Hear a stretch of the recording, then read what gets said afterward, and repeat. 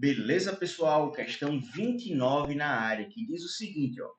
O circuito elétrico mostrado na figura a seguir é composto por uma placa metálica retangular única, de largura L, conectada por meio de fios ideais a um gerador de força eletromotriz E e resistência interna R, que está imersa numa região onde atua um campo magnético uniforme de intensidade B.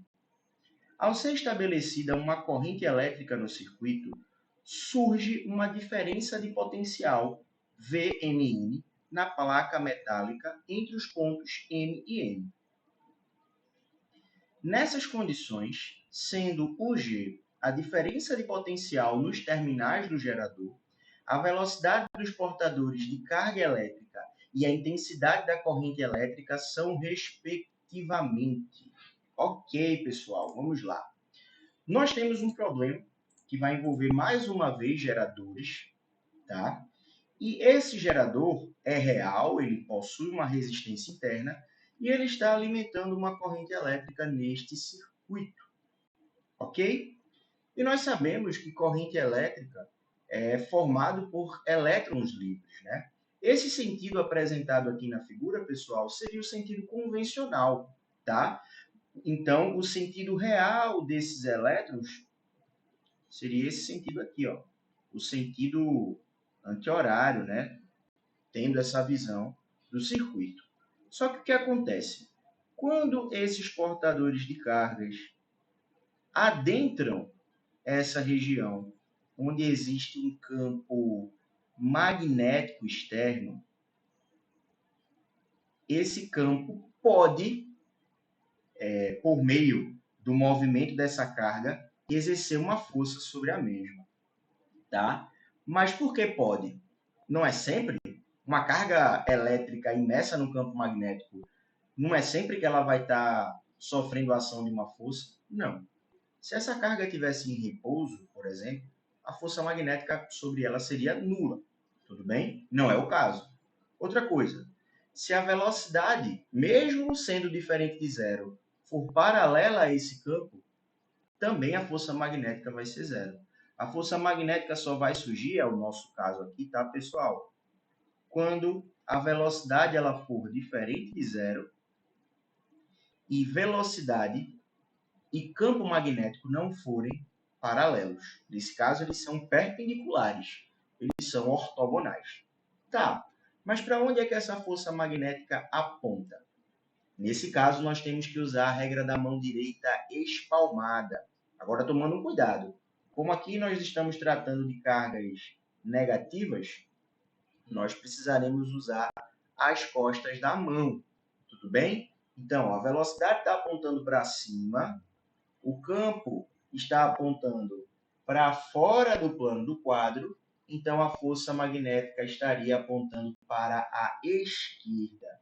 Então, vamos representar a direção e o sentido da força magnética aqui. Beleza? Então, o que é que vai acontecer, pessoal?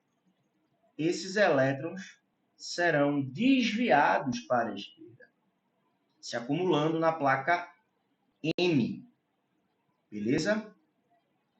E o que é que vai acontecer? À medida que essas cargas negativas acumulam-se na placa M, começará a faltar cargas negativas na placa N, onde ela ficará eletrizada, gerando a diferença de potencial mencionada no enunciado. Tudo bem? Mas espera aí. Se há diferença de potencial, o que é que há também? Muito bem quem falou campo elétrico. E esse campo elétrico, pessoal, estará orientado para a esquerda, pois as cargas positivas geram campo elétrico de repulsão e as cargas negativas geram campo elétrico de aproximação. Eu vou desenhar uma linha de força apenas, tá, galera? Mas esse campo está atuando sobre toda a placa, beleza?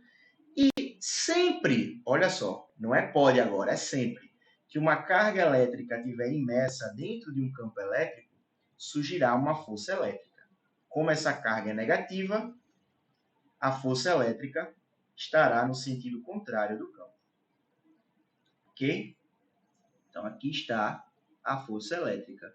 E vai chegar um momento, pessoal, que essas duas forças terão a mesma intensidade. Beleza? Então, quando essas duas forças tiverem a mesma intensidade, a força resultante será igual a zero e, consequentemente, a força elétrica será igual à força magnética. Como é que a gente calcula a força elétrica? É o produto da intensidade da carga com a intensidade do campo elétrico. E a força magnética? A intensidade da carga com a intensidade da velocidade com a intensidade do campo magnético vezes o seno de θ, onde θ é o ângulo entre velocidade e o campo magnético. Como esses dois vetores, velocidade e campo magnético, são perpendiculares, o ângulo θ é de 90 graus. E sabemos que o seno de 90 é igual a 1. Tudo bem?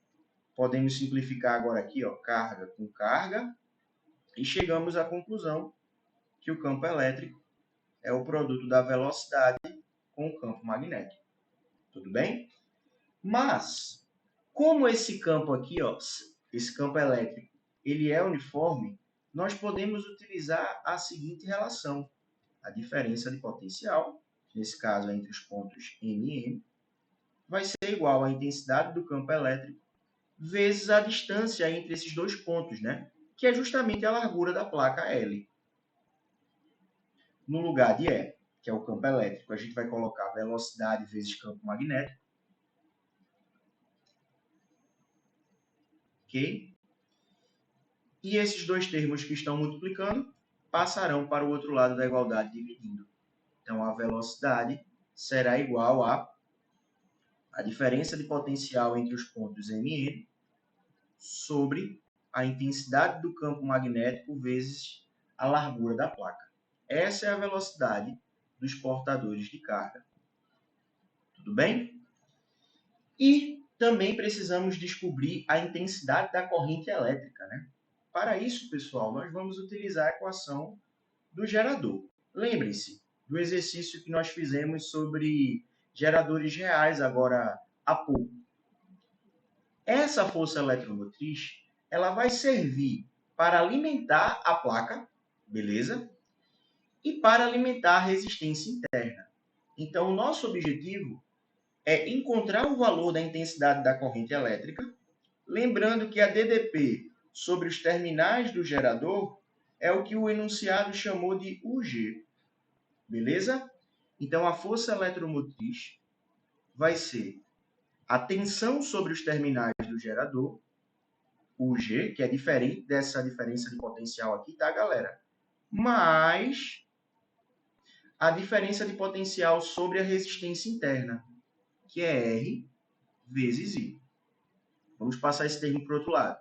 Então, epsilon menos UG é igual a R vezes I. Como nós queremos encontrar o valor da corrente, essa resistência está multiplicando, vai passar para o outro lado dividindo. Logo, a corrente elétrica é a força eletromotriz menos a tensão sobre os terminais do gerador dividido pela resistência interna. Beleza?